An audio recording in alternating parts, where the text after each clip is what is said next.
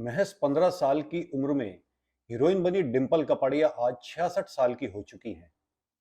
1972 की फिल्म बॉबी में हिंदी सिनेमा में कदम रखने वाली डिंपल का अभिनय इतना दमदार है कि 66 साल की उम्र में भी उन्हें सास बहू और फ्लेमिंगो जैसी सीरीज की कमान थमा दी जाती है। डिंपल का शुरुआती सफर एडवेंचर से भरा हुआ था।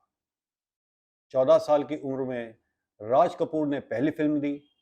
15 साल में मेगा स्टार ऋषि कपूर से रिश्ते की अफवाह उड़ी। उसी समय भारत के पहले सुपरस्टार और उनके फेवरेट राजेश खन्ना ने शादी के लिए प्रपोज किया और पहली फिल्म रिलीज से पहले ही उनकी शादी हो गई।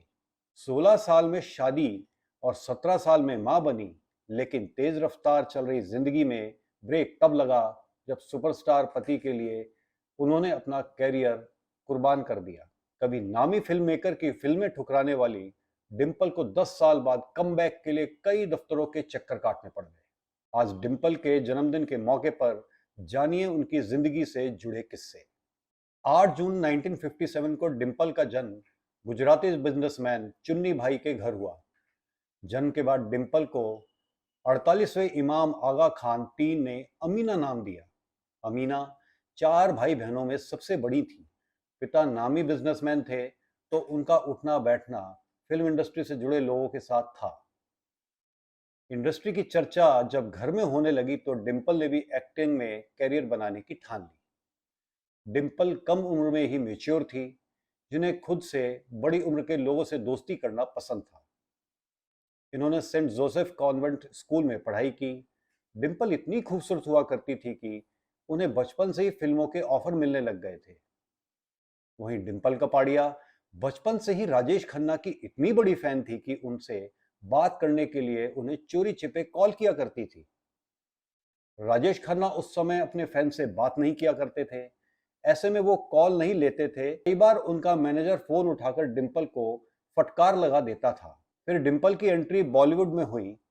बॉबी फिल्म से उन्होंने फिल्म करियर की शुरुआत की, लेकिन दिल के किसी कोने में राजेश खन्ना अभी भी बसे हुए थे। इसी दौरान किस्मत ने डिंपल को एक और मौका दिया। नवरंगपुरा स्पोर्ट्स क्लब में आयोजित एक प्रोग्राम में राजेश खन्ना चीफ गेस्ट बनकर आए हुए थे। इसी प्रोग्राम में डिंपल कपाड़िया भी पहुंची थी। खूबसूरत डिंपल को देखते ही राजेश खन्ना उन्हें पसंद कर बैठे। उन्होंने पास खड़े दोस्त से कहा कि ये लड़की फिल्मों में हीरोइन बनेगी तो कितना अच्छा होगा। दोस्त ने तुरंत डिंपल को बुलाया और दोनों की मुलाकात करवा दी।